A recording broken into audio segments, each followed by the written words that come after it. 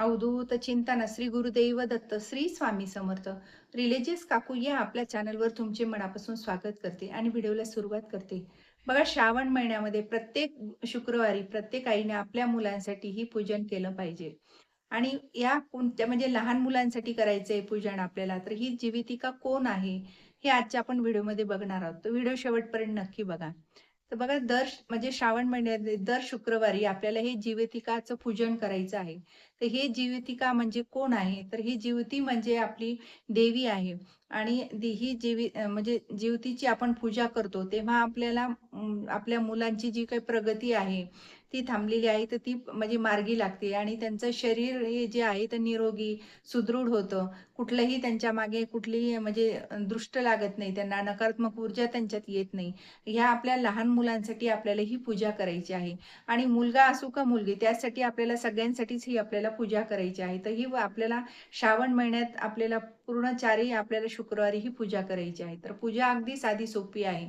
तर ह्या पूजेचा कागद तुम्हाला पूजेच्या दुकानात मिळून जाईल. नाहीतर मग तुम्हाला इंटरनेटवर जरी तुम्ही पाहिलं आणि ते प्रिंट करून आणलं घरी, ब्लॅक एंड व्हाईट जरी असलं तरी चालेल. पण तुम्ही ते आणून कागद घरी आणून आपल्याला देवघराच्या तिथं चिटकवायचं आहे.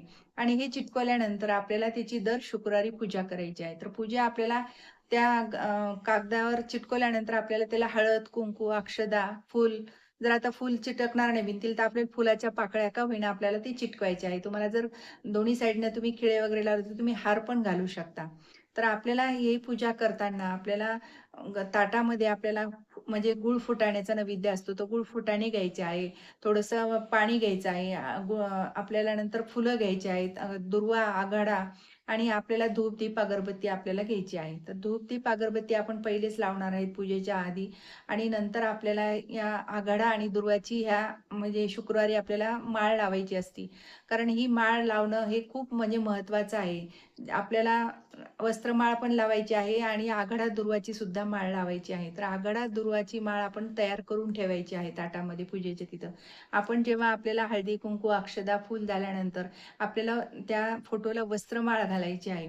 वस्त्रमाळ झाल्यानंतर आपल्याला ती आघाडा आणि दुर्वाची सुद्धा माळ घालायची आहे आणि आपल्याला म्हणजे जी काही आपण आरती वगैरे लावलेली आहे तर त्यांनी आपल्याला ओवाळून ठेवायचं आहे.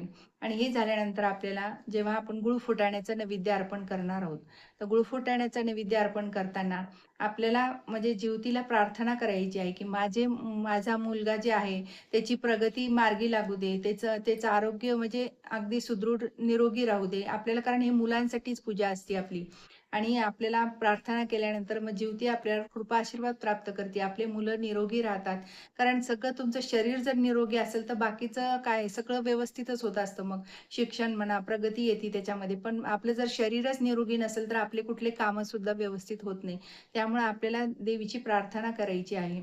आणि म्हणजे प्रार्थना नंतर आपल्याला नैवेद्य अर्पण करायचं आहे आणि आपल्याला आरती करायची आहे. तर पहिले आपल्याला गणपती बाप्पाची आरती करायची आहे, नंतर जिवतीची आरती करायची आहे.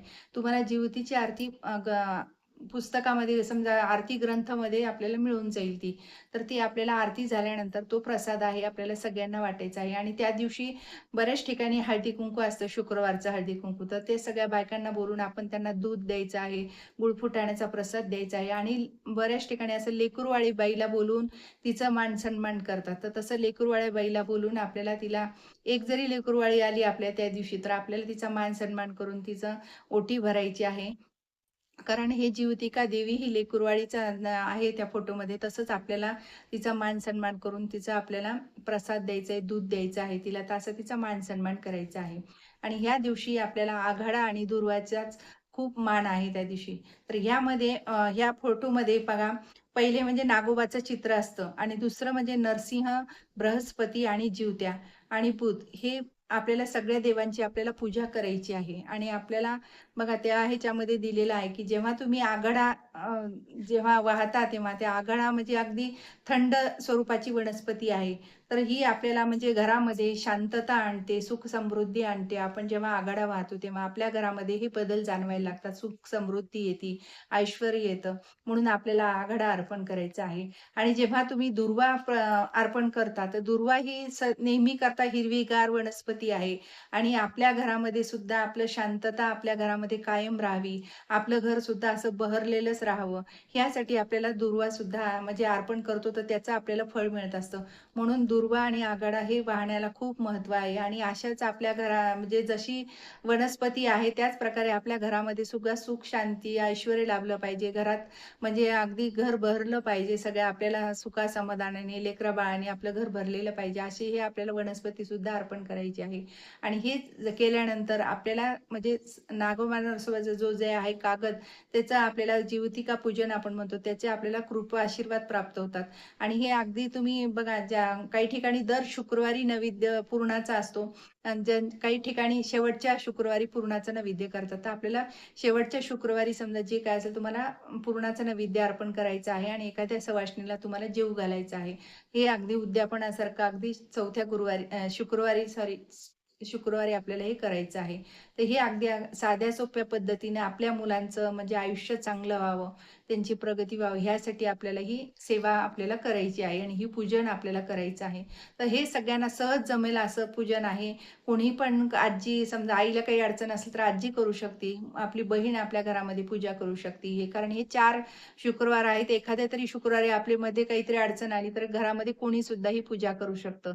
आणि ही साध्या सोप्या पद्धतीने अशाच प्रकारे तुम्ही पूजा करा. नक्कीच तुम्हाला सुद्धा कृपा आशीर्वाद प्राप्त होतील. श्री स्वामी समर्थ. जय जय स्वामी समर्थ. माझा जर व्हिडिओ तुम्हाला आवडल्यास लाईक, शेअर आणि सबस्क्राईब करायला विसरू नका.